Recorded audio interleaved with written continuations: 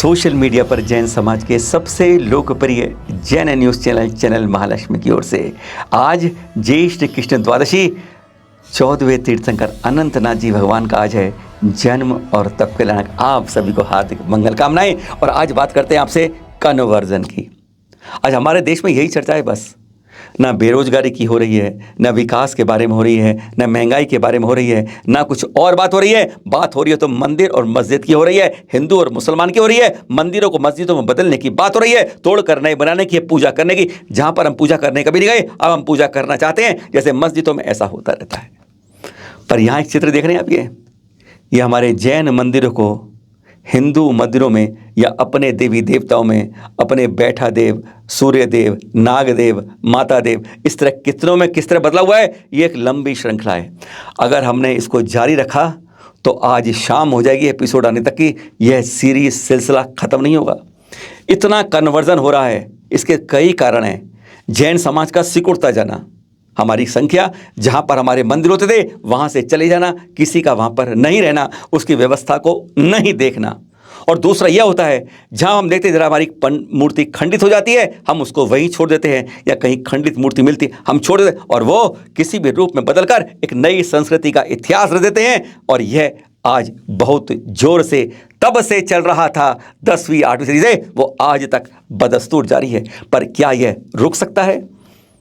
देख लिया आपने, लाखों प्रतिमाएं सैकड़ों जगह हमारी इसी तरह खंड खंड पड़ी हैं। आज भी दक्षिण में जाओ, पूर्व में जाओ, मध्य भारत में जाओ, राजस्थान में जाओ, जगह जगह आपको इस तरीके से खंडित प्रतिमाओं का एक बहुत लंबा सिलसिला मिल जाएगा। यूपी में चले जाओ, इटावा के पास, गांव के पास हजारों प्रतिमाएं लाइन से लगी पड़ी हैं ऐसे ही खंडित।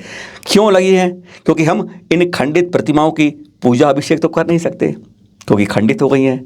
हमारे शास्त्रों में ऐसा नहीं हो सकता। अरे एक बार बताएंगे आपको, कुछ दिनों में एक गांव ऐसा भी है जहां खंडित प्रतिमाओं को ही पूजा होती है, मंदिरों में पूजा नहीं करते। बताएंगे एक रोचक बात आपको बाद में। पर आज बात करें इन खंडित प्रतिमाओं की। क्या होता है फिर इनका? कोई बड़े बड़े अंतर्राष्ट्रीय स्मारक होते हैं ना, वो इनमें छांट के इनको करोड़ों के मूल्य में बिकती हैं। जो प्राचीन रूप से प्रतिमाएं होती है, थोड़ी खंडित भी, जो आज भी अंतर्राष्ट्रीय बाजार इसका बहुत बड़ा है, वो निकाल के ले जाते हैं। कई जगह क्या होता है, हिंदू समाज के लोग होते हैं, वह इनको अपने मन पास ले जाते हैं, इनको थोड़ा जीर्णोद्धार किया, अपने स्वरूप में बदला और अपने मंदिर में लगा देते हैं, क्योंकि ये सारी अतिशयकारी तो होती हैं। और फिर जब वह लग जाएंगी वहां, आज से 20-25 साल बाद उनका दावा इतना मजबूत हो जाएगा कि हम अपनी मूर्ति को नहीं पहचान पाएंगे, कहेंगे कि वो मूर्ति थी और जैनों ने ऐसे बदली। हकीकत रखना, बड़ी मछली हमेशा छोटी मछली को खाती रही है, यह इतिहास गवाह है, इसमें गलत बात नहीं है। जब जब छोटी मछली आएगी, बड़ी मछली उसे खा जाएगी। इसी तरीके से जो मूर्ति बदली थी वह हकीकत में ओरिजिनल बन जाएगी, हमारे मंदिर की नकली बन जाएगी। यह होगा। क्या कर सकते हैं इसके बारे में कभी सोचा है हमने? लाखों प्रतिमाएं हमारी इस तरह पड़ी हैं और हम कहते हैं कब दूसरी गति है तो क्यों बदल दी गई। हम अपनी विरासत को बचा पा रहे हैं, अपनी संस्कृति को सुरक्षित कर। मत सोचिए इस बारे में कि सरकार बचाएगी। यह सरकार ने ठिकाना नहीं लिया। राष्ट्रीय संग्रहालयों में जगह जगह लगी हुई है, वे बाहर नुमाइश की तरह लगा कर रखी दी गई हैं। यह भी हम देख चुके हैं। फिर क्या कर सकते हैं इसका? कभी इस बारे में चिंतन किया? आगरा से मनोज बाकलीवाल जी ने कल हमें बहुत बड़ा एक सुझाव अच्छा दिया, जो आज आपके पास लेकर आए हैं। इन खंडित प्रतिमाओं का संवर्धन और सुरक्षण हम क्यों नहीं करते हैं? हमारी सैकड़ों समितियां हैं, कोई इसकी जिम्मेदारी क्यों नहीं लेता है? पहले स्थानीय रूप से शुरुआत करते हैं। जिस क्षेत्र में प्रतिमा मिलती है, जैसे अभी देखा था ना आपने, सोमवार को क्या हुआ, आदिनाथ भगवान की वर्षों से एक प्रतिमा रखी है, वहां पर लेकर अशोकनगर के पास बौद्ध पहुंच गए कि जी ये तो बौद्ध की लगती है। वो तो गनीमत उन्होंने पहचाना कि ये तो बौद्ध की नहीं है, ये तो आदिनाथ की है, वह वापस चले गए। ऐसा होता रहता है। कहीं ना कहीं कोई ना कोई कहता है हमारी है, हमारी है, वो गाँव वाले बेठा देव बोलते हैं उन्हें। पर इस तरीके कोई बोलता है कहीं नाग देव है, हमारे बहुत प्रतिमाएं इस तरह की हैं। तो उन खंडित प्रतिमा दिखती हैं, वहां के स्थानीय मंदिर में उन्हें अलग कमरे में रख दिया जाए और हर राज्य में एक जैन संग्रहालय बनाया जाए, जहां पर इस तरह खंडित प्रतिमाओं को तरीके से सम्मान रूपक एक व्यवस्थित रूप से रखा जाए। मत करिए किसी से सहयोग की अपेक्षा। जब जेब अपनी मजबूत होती है, बाजुओं में दम होता है, तो हम किसी से कम नहीं होता है जैन, ये हमें मानना होगा। और जब इस तरह के हम संग्रहालय बना लेंगे ना, अपनी लाखों मूर्तियों को संरक्षित कर सकेंगे, पहचान बता सकेंगे कि हमारी स्थिति 100, 200, 250, 500, 1000 साल और धन्य गुजरे नहीं है। यह तो सैकड़ों हजारों वर्ष से प्राचीन हमारी मूर्तियां यह दिखाती हैं आज की तारीख में। आज भी वह अनमोल विरासत आज हम 44 लाख या 1 करोड़ होंगे, अरे इतनी तो हमारी प्रतिमाएं दिख जाएंगी कि कभी जैन समाज 40 करोड़ भी था।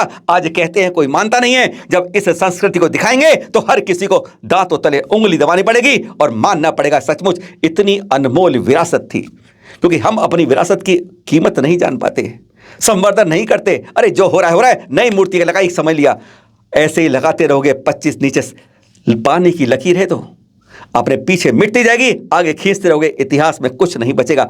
बहुत अच्छा सुझाव होगा, इसमें कमेटियों को मिलकर काम करना चाहिए। हमें अपनी खंडित मूर्तियों का संरक्षण हमें स्वयं अपने हाथ में लेना चाहिए।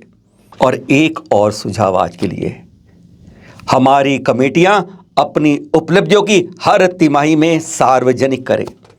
सोशल मीडिया देखा है आपने, आज सोशल मीडिया की नींव पर ना हमारी राजनीति चलती है, विकास दिखाया जाता है, समाज चलता है, सब कुछ आज सोशल मीडिया के दौड़ता है इसके नाम पर हमारी कमेटियां हैं, पता नहीं कितनी हैं, सैकड़ों हजारों कमेटियां हैं, वह आज भी 20वीं सदी से ही चिपकी पड़ी हैं।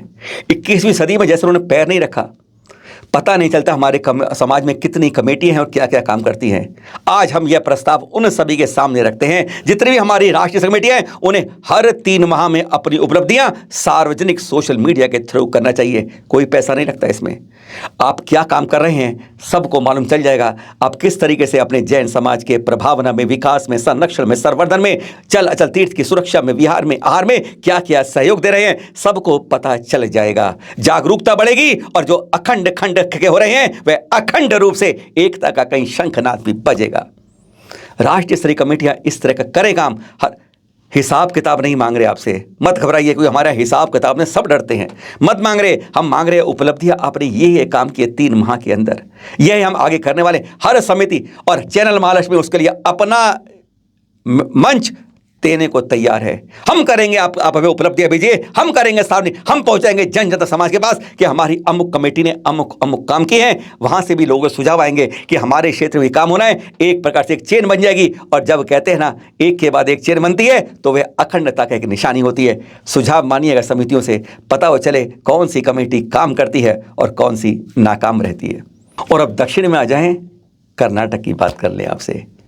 यह है धर्मस्थल के पास एजिलमपदी वसदी, वसदी कहते हैं दक्षिण में, और उत्तर में कहते हैं इसको मंदिर को वसदी कहा जाता है।